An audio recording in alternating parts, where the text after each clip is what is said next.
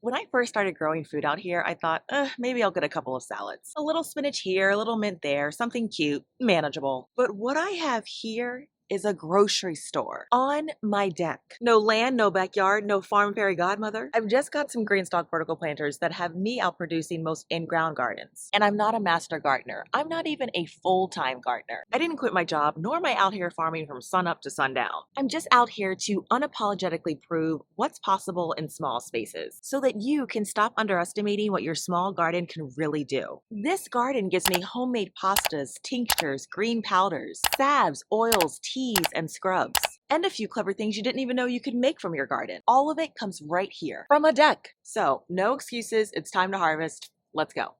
Oh, but if this is your first time visiting my little garden deck, welcome. Let me show you around.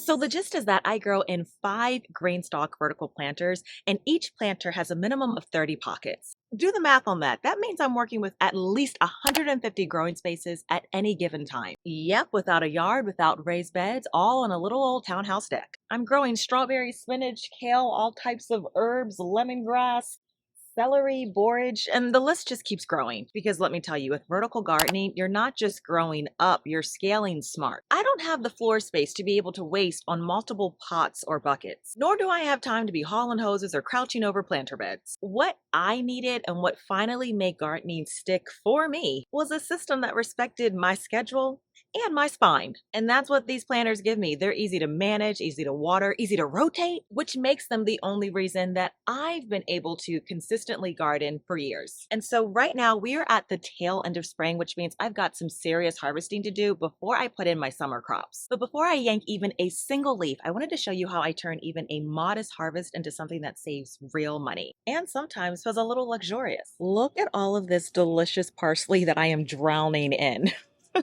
This baby girl needs a trim. Oh my goodness, it's so aromatic right now. All right, Sage, I see you down here. I'm coming for you too, girl. I'm feeling like I want Rosemary to join the party.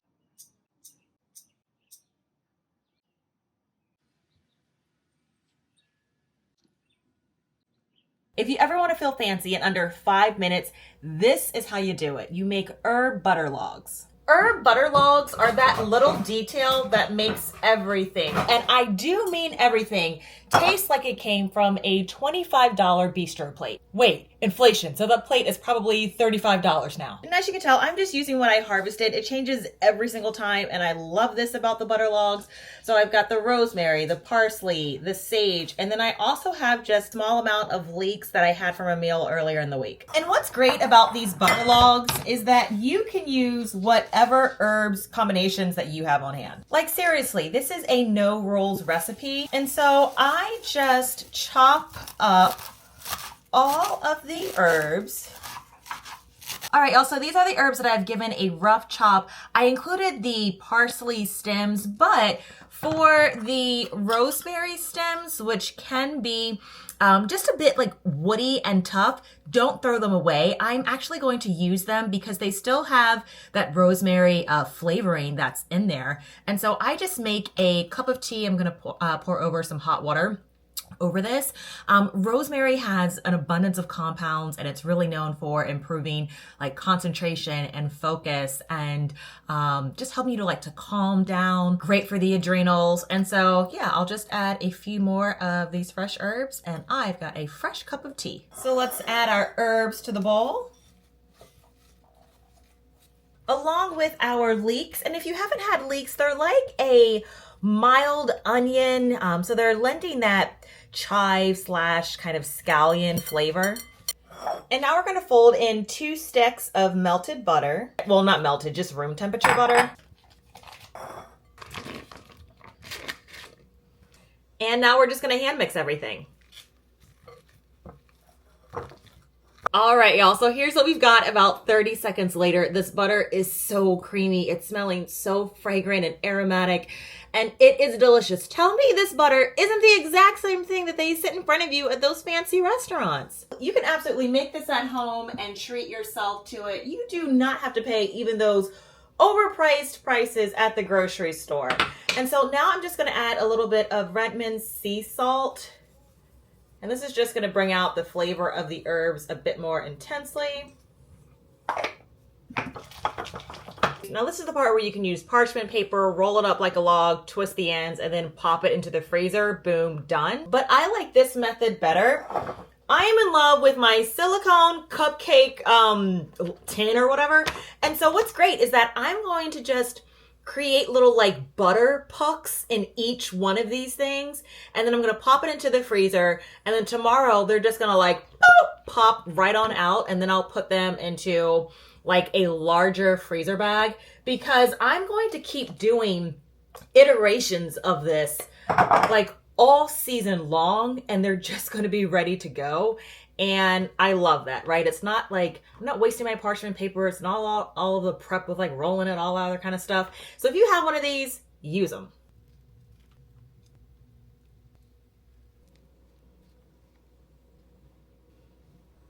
All right, these are finished. Let's go ahead and pop them into the freezer. All right, friends, so 2 days later, our herb butter logs, or in my case, pucks, are finished.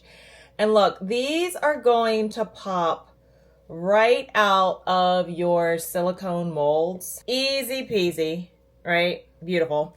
And so then I'm just going to take a plastic bag. This is a larger one. And I've already written like that this is chive butter blend. So like if that's the primary, so like my chives and my scallion blends will go in there. And then I'll do one that's more of like herbs like parsley or thyme, you know, that kind of thing. And then I'll just be, like I said, reaching for them all summer. And I'll keep reusing these little bags that I have. And so I'll go ahead and just put a puck inside of the bag.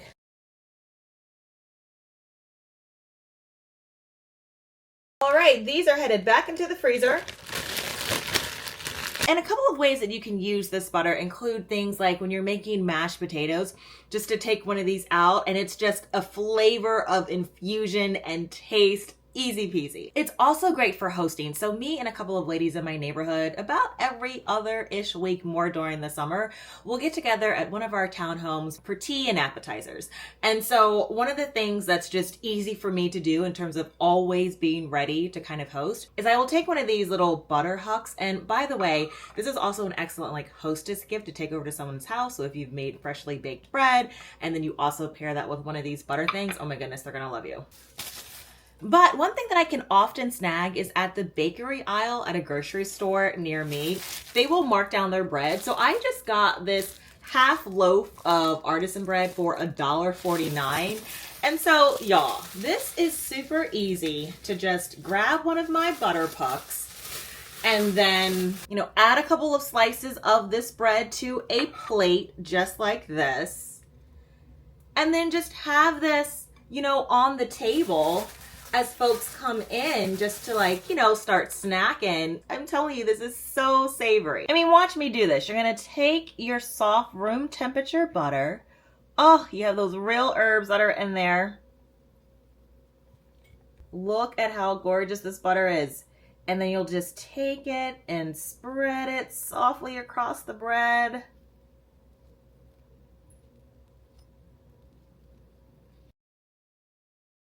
This butter is also perfect if you're making any type of like toasted grilled cheese sandwich. Oh my goodness.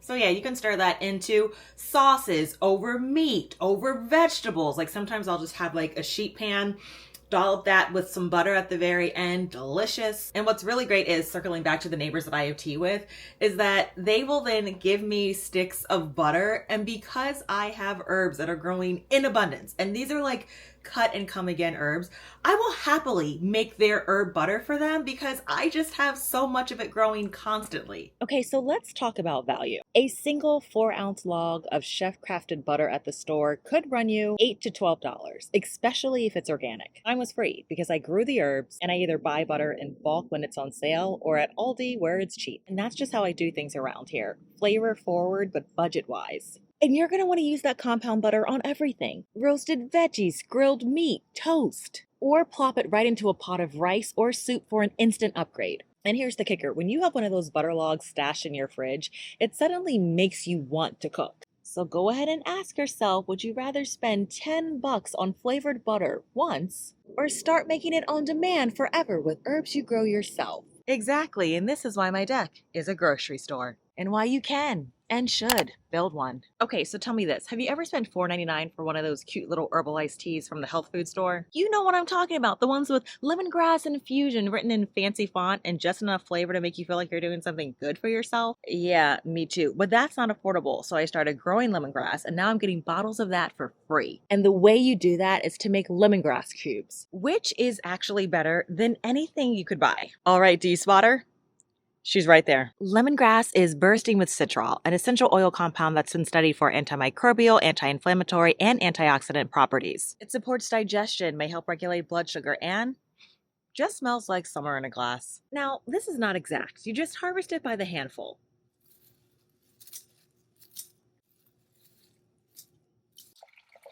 All I do is trim the stalks, give them a rough chop, the more surface area the better flavor, and simmer them in water for about 15 to 20 minutes. You'll know it's ready when your kitchen smells like a spa and the liquid turns a warm golden yellow. Oh, you can even throw a slice of ginger or a sprig of mint if you're feeling fancy. So once it's steeped, I strain it, I let it cool, and then I pour it into silicone ice cube trays. All right, friends, so we have our lemongrass and ginger cubes. They are ready. Let's go ahead and pop one out of the mold. And then I'm just gonna add this cube to a half pitcher that I already have some iced tea in. So we're just gonna go ahead and instantly add that flavor right on in. Okay, now I'm just gonna go ahead and truly add like a pinch of salt just to add like an electrolyte component to mimic things like Gatorade. If you add any more, you're going to turn it into stock. And again, all the salt is doing is giving that Gatorade adjacent hydration vibe. And now we're going to turn this into an herbal soda by adding some seltzer water. So we're just going to go ahead and top this off. And your seltzer water is still pretty reasonable. So even not on sale, you can get almost 34 ounces for like 50 cents.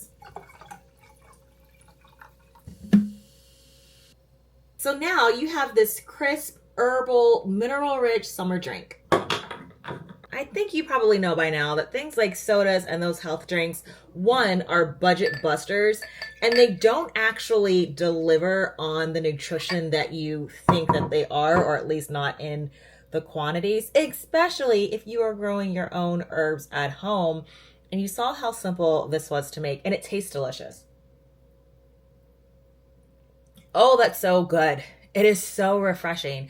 And I love that I have like all these different combinations, right? So sometimes it's lemon balm and lavender and just whatever I have out there on the deck. I just play around with these flavors. Basil is another like really refreshing drink. And then sometimes I'll take like my canned goods and syrups and just have a blast creating my own summer beverages that cost pennies. Y'all, I'm telling you that this is the subtle shift that turns gardening into a full-blown lifestyle. So maybe you've just been bitten by the gardening bug and you're already on a slippery slope, or you know someone who is. I am telling you, this is how we got here. Cheers. If this is our first time meeting, hi, I'm Cassandra from the blog becomingaffarmgirl.com, and I'm here to help you live a farm fresh life without land or livestock. So as you're watching my garden harvest and you're thinking that a vertical planter would be a great introduction for your garden or even complement your existing routine, you can use my affiliate code BAFarmGirl and the link below or the QR that pops up on your screen to get $10 off your order. So when you're growing mint, you're growing more than just a garnish. You are growing a spa treatment, a legit tingling, stress melting, I don't need a pedicure spa experience. So it's a good thing that this stuff grows like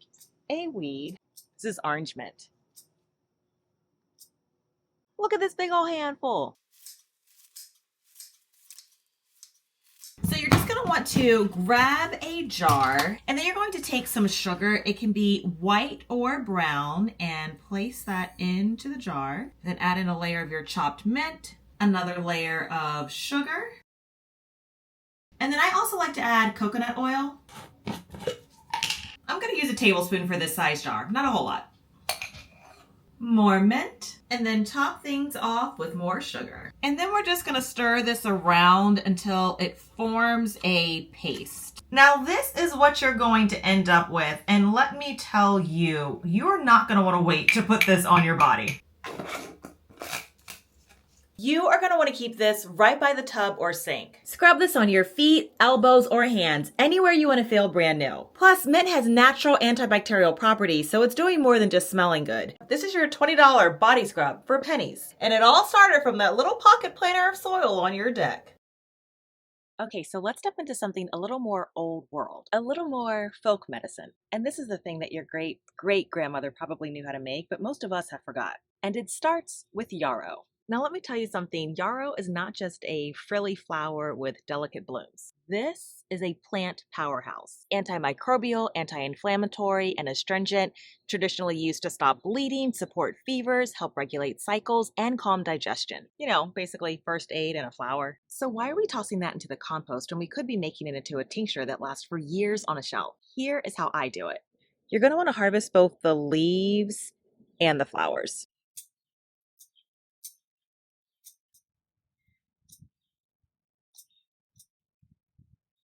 And then you're going to grab a glass jar and you're just going to chop them up. So this is everything. It's the flowers, it's the leaves, it's the stem.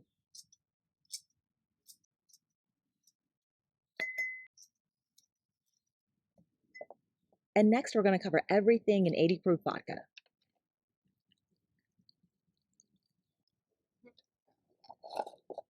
And now we're just labeling everything. So I'm just going to write what it is and the date.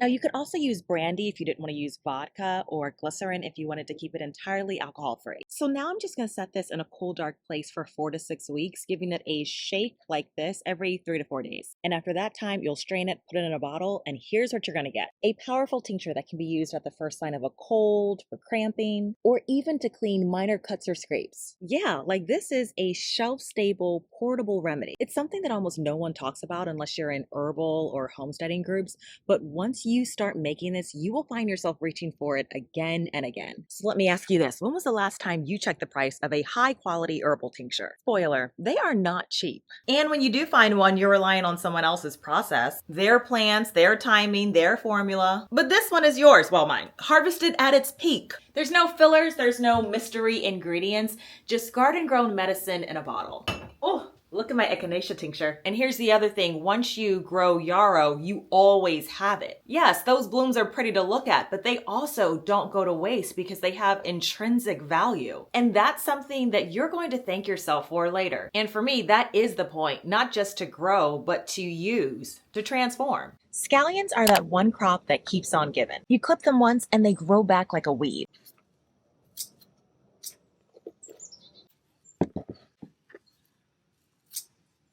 And yet somehow we're still out here paying $2.99 for a limp bunch at the store. Why?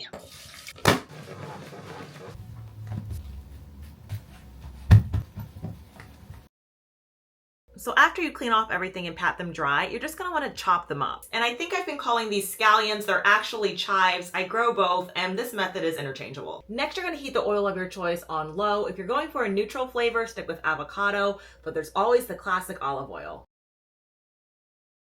You truly are going for low, not even simmering. Now we're gonna drop our chives into the oil. So the point of this step and using low heat is just to allow things to infuse without burning. It should only take 3 to 4 minutes. Next, grab a non-reactive container like glass and pour your chive oil into the jars. Next, you're gonna place a lid on top, and we're just gonna store this in a cool place out of direct light for the next 2 to 3 days. Okay, so it's been about 4 days, and we're gonna go ahead and strain the chives from the oil. All All right, also, this is how much oil that I have. And as the weeks go by, I will collect so many jars of aromatic herb infused oils. And I just place a cap on top, I label them, and then down here, I just stick them with my other bottles of oil, like, you know, just the plain olive oil, avocado oil, coconut oil, my vinegars, that kind of thing. But this is something that you can drizzle again onto meats or vegetables or into soups. For example, I have this pot of rice on the stove and I'm just going to use this throughout the week. I have prepared it in chicken broth, which has already given it just really great flavor, adding some trace minerals and a little bit of protein. And now I'm going to drizzle in just a bit of our chive oil as well.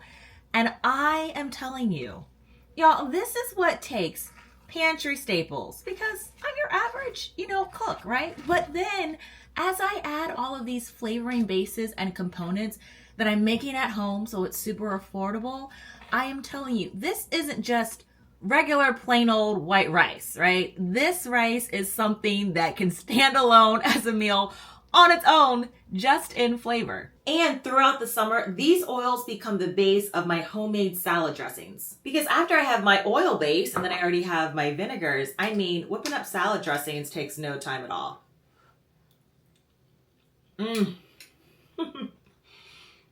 Yeah.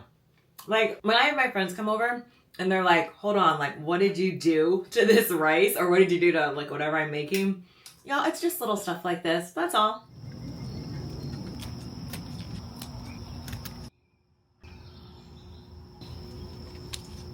This recipe comes together so fast you can barely blink. Now, the thing to know about your collard greens is that they are not just Southern tradition, they are a nutritional powerhouse. So after you've washed and chopped them, you're just going to transition them to a crock pot. But y'all, collard greens are high in fiber. They are loaded with vitamin A, C, and K. I mean, this is all the simplicity you need to help your body detox and fight inflammation. All right, next I'm gonna toss in some home canned diced ham, and y'all, that's just gonna bring out that Southern flavor. And now I'm gonna add 2 cans of home canned succotash, and this is just a mix of baby lima beans and corn. And please know that this combination that I'm using changes up all the time. So sometimes it might be, you know, black-eyed peas. I might toss in some potatoes. Of course, we're gonna add some onion and garlic. In goes the onion and the garlic. I'm just gonna dump this in here. A little bit of smoked salt, smoked paprika. And then as you can tell, I am gonna need to add a little bit more broth to this, but I always keep some veggie stock going, so I have this right out of the fridge. Some people worry about running out of milk. In this house, it's broth. All right. Oh yeah, okay, there we go. Okay, so I've just got to say this. Making soup from your own garden harvest just feels different. Every ingredient that I just put in that soup right now, except for the fresh onions and the garlic and salt and the smoked paprika. But that was something that I had a hand in preparing. I grew the collards, I canned the ham, I made the broth. Now, no, not all at the same time, but it's kind of like what you see me doing here. Little spurts of projects that don't take a lot of time when I initially complete them, but they definitely stack up. And that's just not me cooking, that's me reclaiming my dinner table from processed, overpriced grocery fatigue. And now I'm going to get this delicious pot of soup that has bold, rich flavor, and it doesn't compete with anything that you can buy in a can. Like seriously, that's not just me bragging about my cooking. I mean, I did this in a video, if you actually compare what you are getting in a can of soup compared to how when you go to make soup and the astronomical markup that's on something as cheaply made as broth, right? Even with vegetable scraps. I'm not even talking about like, you know, marinating like your bones and all that stuff for like a deep bone broth, although you can do that. The size of the chunks of meat that you're going to get in canned soup are like, it's ridiculous, right? The size and the quantity of the vegetables. And so I'm telling you, an excellent saving for a food that can be so nourishing is absolutely to make it yourself.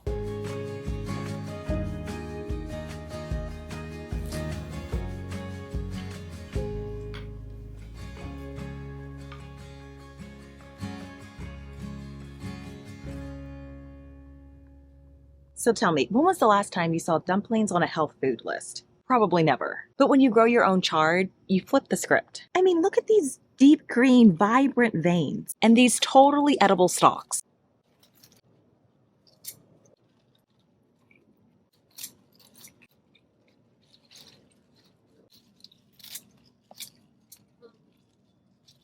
And while we're at it, let's sneak in some spinach too.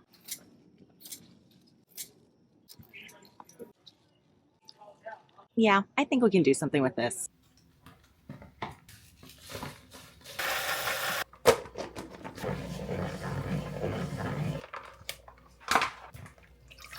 We're gonna transfer the clean greens to a bowl, and we're gonna pour over some hot water just to wilt them a bit. Then we'll drain off the water. All right, let's place our wilted greens into a bowl. Then you're gonna dump in some ricotta, shredded Parmesan,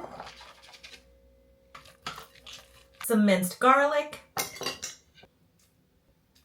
a pinch of nutmeg, and just a bit of salt.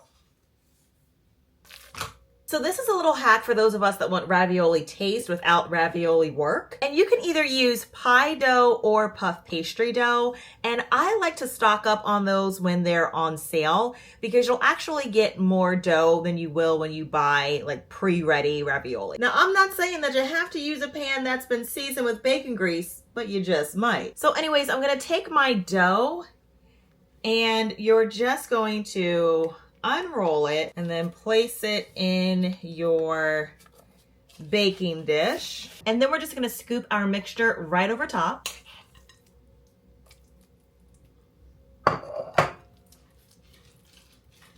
And now we'll top with the second pastry sheet. And so now you're just gonna seal the edges with a fork, kind of like a hand pie. Now finally, before we pop this in the oven, we're gonna brush it with an egg wash. All right, let's get this in the oven. So since I still have all this filling left, it's actually enough for a second recipe. We're gonna make a keto lasagna using hearts of palm. Okay, so here's what the texture of the lasagna sheets look like. My dad's been following more of a keto diet lately, and I just want him to have this option. I've got some pepper jack cheese on hand, so let's go ahead and use that.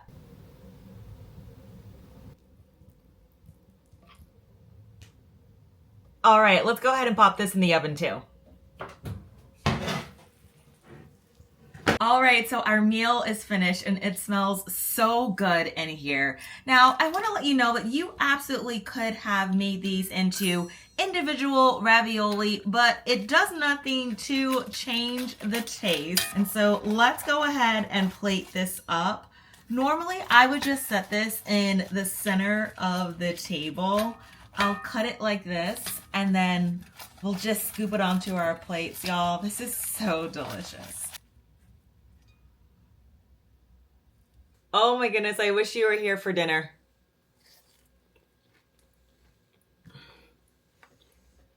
This tastes like something that you would order at like a farm-to-table brunch spot for like $18. But here, you can pull this off with what you pluck from your planter and fridge leftovers.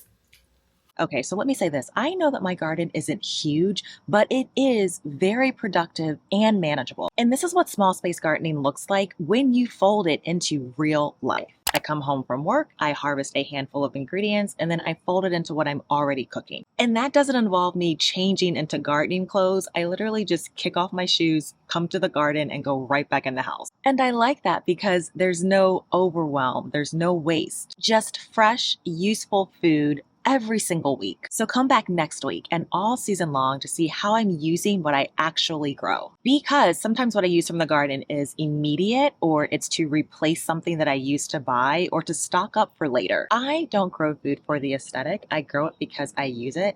And so that is what I'm sharing here. It's very much how your kitchen and your garden work together in the bigger context of a real life. So I guess what I'm doing out here on a deck is turning plants into pantry staples. So in this week coming up, I'll be harvesting more of the same plants, but using them in different recipes, as well as introducing some of the things that I'm growing that I didn't even get a chance to talk about in this video. I'm telling you, this little garden keeps me busy. To get more gardening inspiration for your small space, click the video on your screen. I'll see you in my kitchen or garden soon. Take care, friends.